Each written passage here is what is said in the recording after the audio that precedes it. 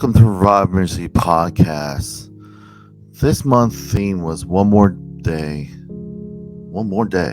paying tribute to Recovery Month and World Suicide Day.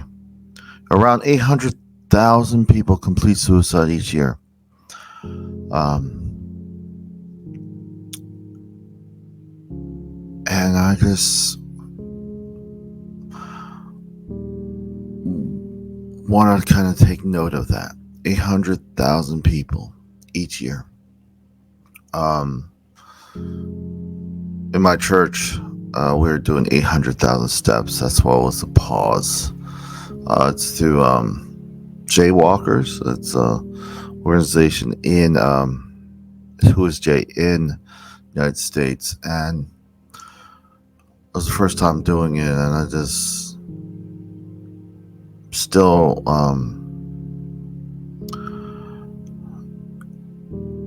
it's still very important for us to be reminded. We have a calendar and we have all these notable birthdays, anniversaries, holidays, but to encourage those in our community that to try to stay one more day.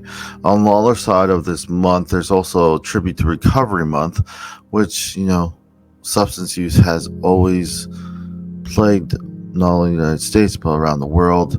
107,000 people died from drug overdose in the U.S. in 2021. That is a 15% increase from 2020. Juliette Lewis says it this way: the bravest thing I ever did was continuing my life when I wanted to die. Healing comes in very many different ways. Whatever has helped, whatever makes you encouraged, whatever community you belong to. A lot of times, if it's positive, those could be one of the most vital things in those dark times. Today, we're just wrapping up this topic together, just you and me. And those who are listening, you've heard several different perspectives this month. I try to bring new guests, new perspectives, new ways of looking at things. And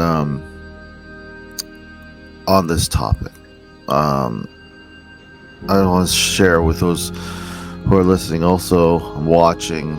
Disclaimer: if you are in crisis, at least in the United States, 988 is the crisis lifeline number. However, wherever you are in the world, whatever part of the world that you're listening this podcast from, I do encourage you to find what resources that may be. Whether it's just a community that listens, that comes together, support groups, faith-based groups, whatever helps. Do find those resources. Alice Walker, she says it this way, and we've been using this quote all month. But the most common way people give up their power is by thinking they don't have any. Just recently, a pastor friend of mine did a sermon, and it was about the busyness we have, how much we denote our value on how busy we are. And if I'm more busier, that means I'm more valued. Sometimes, unfortunately, with that train of thought, we don't have time to think of what we can or cannot do. And a lot of times we give up some of that power of choice. I find it intriguing, especially as we, as COVID in 2020 started, one would think more time at home. We can slow down a little bit even through this hard bit in our lives, difficult time. But a lot of times it's not who we are, it's what we do. And I found it very intriguing because a lot of times in recovery,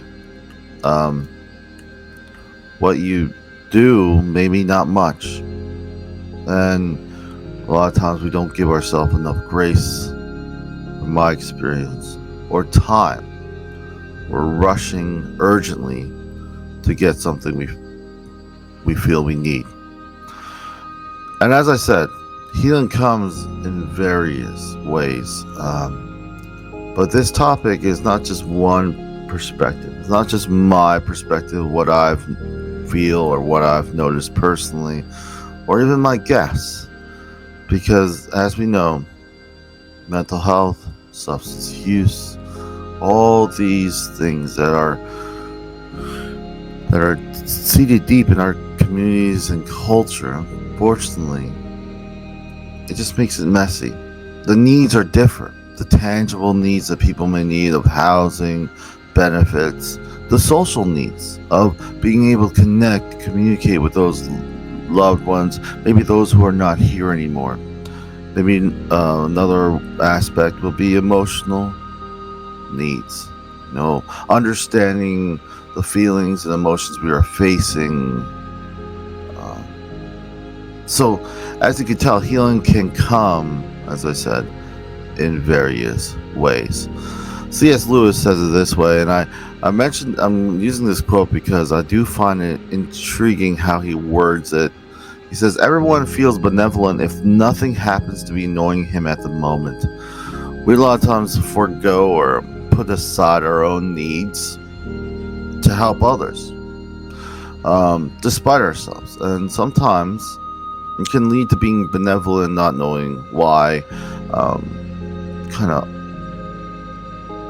I would say from my experience, losing ourselves in the helping of others, which in itself can be a big barrier and a stumbling block. You start to question why you do what you do. And those are good, deep questions to ask.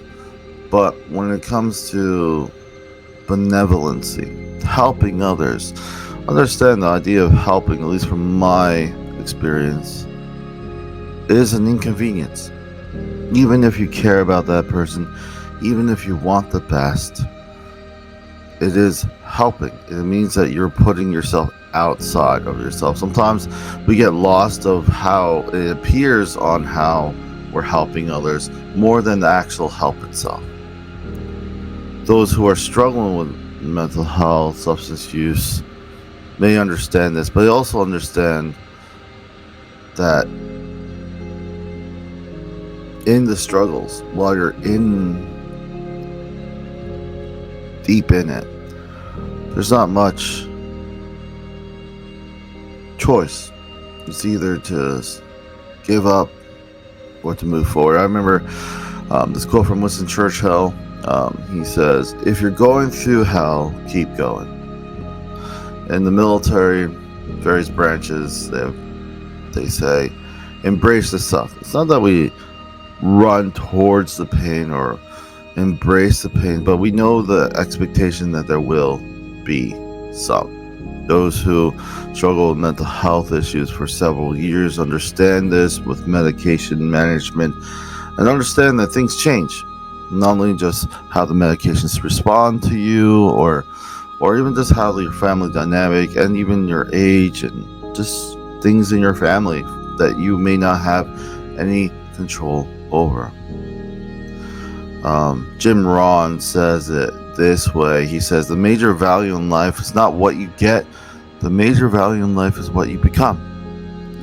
What you get, unfortunately,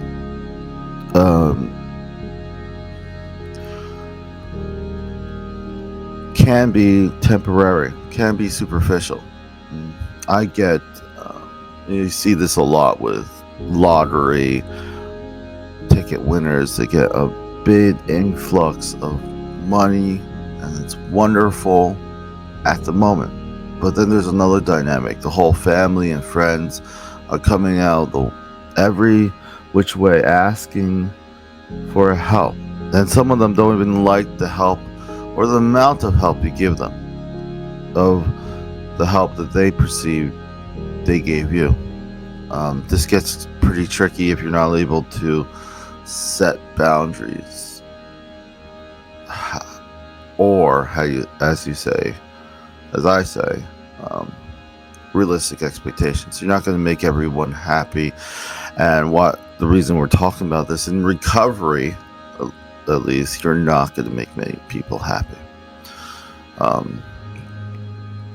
Some of those interpersonal conflicts and situations can be a moment to grow, become something different, something better, understanding that not everyone will understand or even care what you're going through. The busyness that we see around us, unfortunately, continues to grow.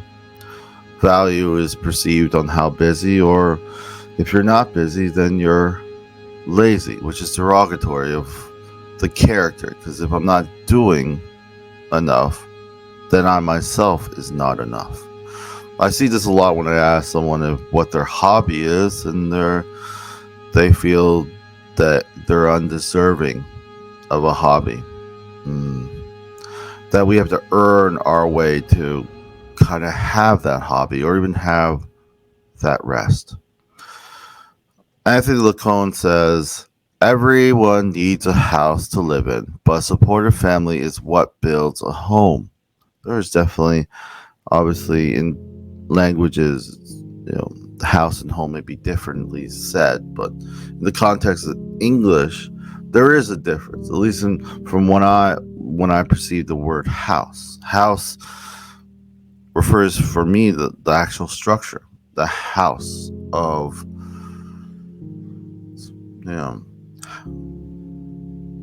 but it doesn't really kind of, when the word house doesn't really, for me personally, doesn't really resonate the people in it as much. When it comes to home, when you say I'm coming home,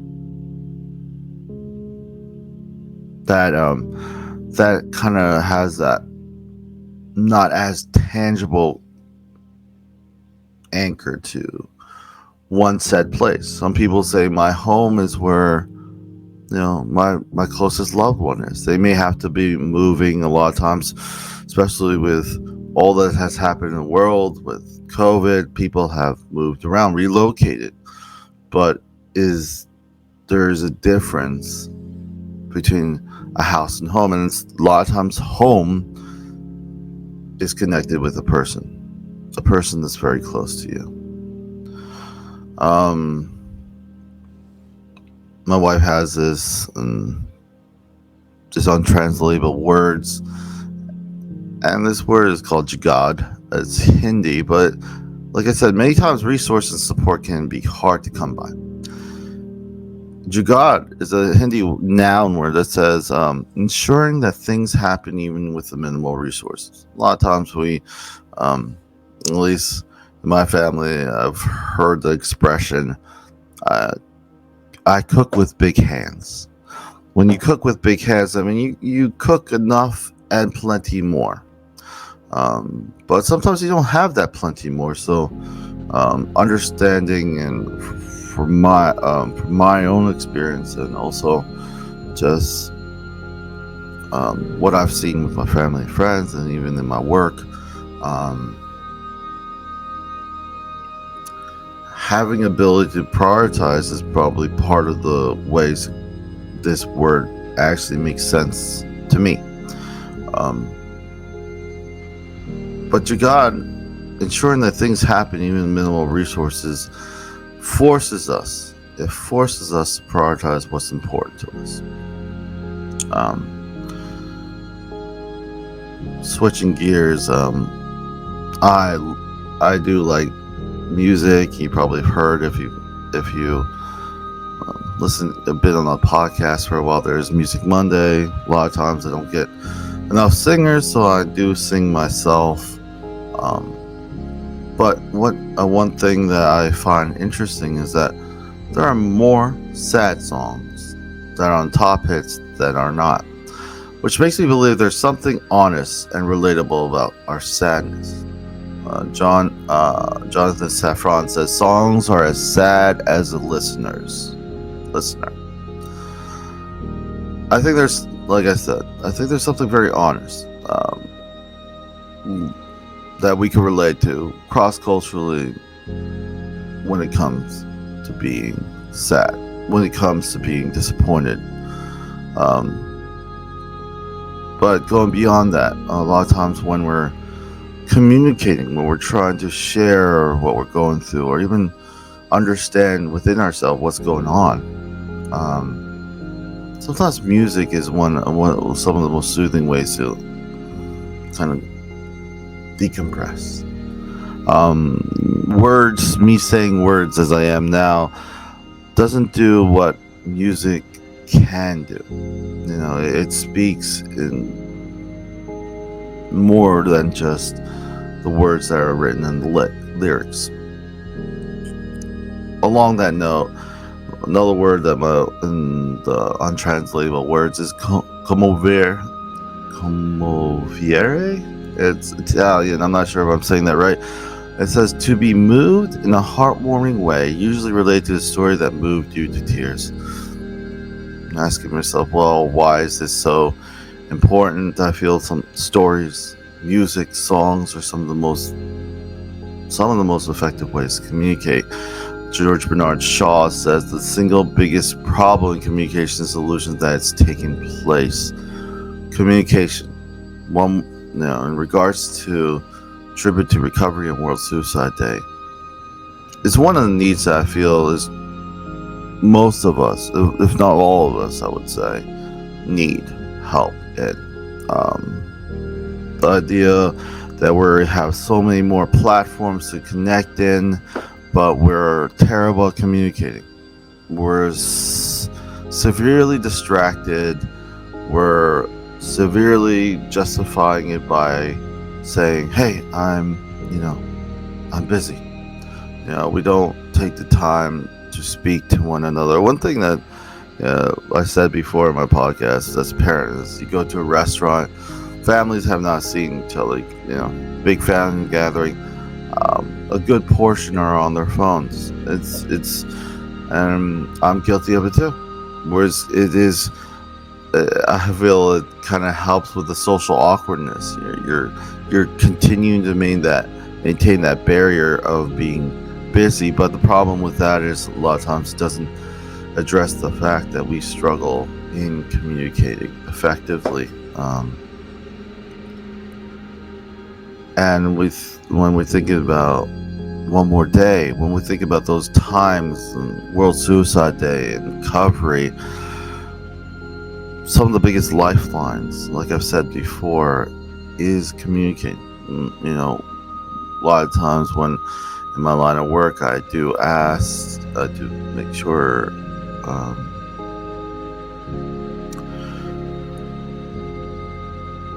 the person is suicidal. Does the person have thoughts of suicide, or does the person doesn't feel safe or whatnot? If we're not able to communicate, if we're not able to effectively communicate, I would venture that it does impact how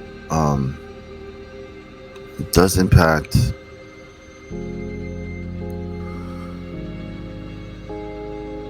how we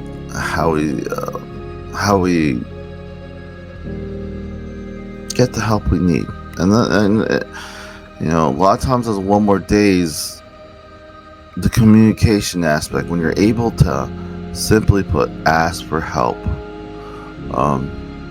it can save lives. I'm not saying you gotta figure out, but if you don't recognize that you need help and you're unable to find a way to communicate that's where I feel it gets very hard.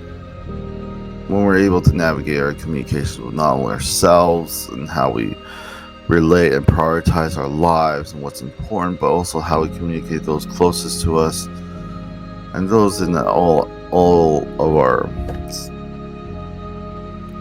different aspects of our lives. I asked a lot of my guests what was a pivotal lesson that has helped them. The pivotal lesson that helped me is no one will understand, and that is okay. It sounds kind of like, well, yeah, they will listen, and they may understand certain aspects, but from my experience, don't get caught up of having them fully understand what you're going through. And another thing that's helped me is ask yourself, why do you do what you do? It's a scary question if you haven't taken the time and you just dive deep into your routine, which is comforting. But it also may have caused some blind spots that may be something you may need to address.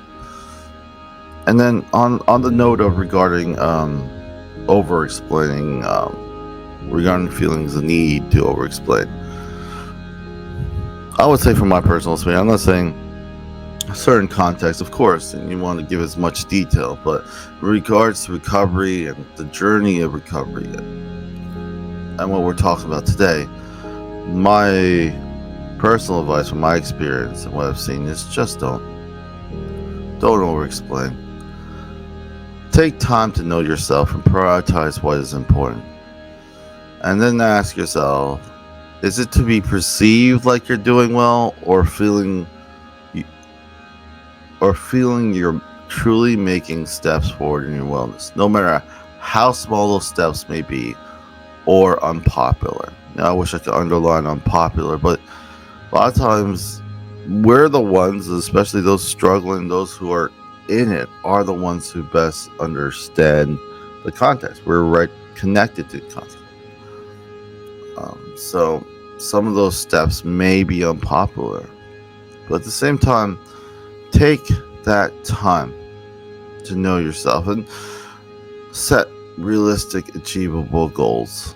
And ask yourself, and I think it's important, this portion right here, is it important to be perceived that you're doing well, or that you're actually doing well, even if it's small?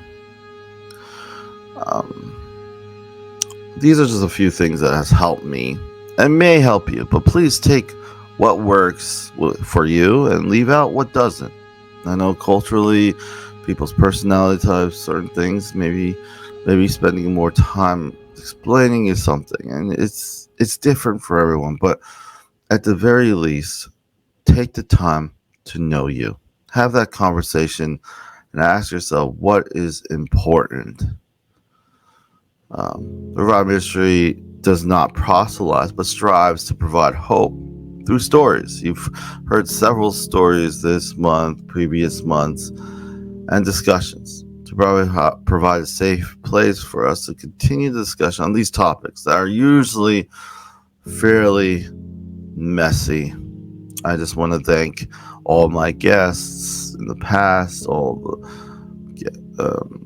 and all the people listening, all those still listening, all those still, that you're here, that you're still engaged, and I just want to say thank you. Revive Ministry is, for me, is an idea more than anything else. It's a place that people who are struggling, guests who are willing to share some of their hardest times, can have a safe place to do so. I want to say thank you for joining me on this journey of one more day, tribute to Recovery Month and World Suicide Day. Remember to stay updated with all things Revive Ministry through these various platforms. ReviveMinistryFL.com is our website. This is goodbye from Revive Ministry Podcast. Leaving with this last quote. It's from F. Scott Fitzgerald. It said, "Never confuse a single defeat with a final defeat."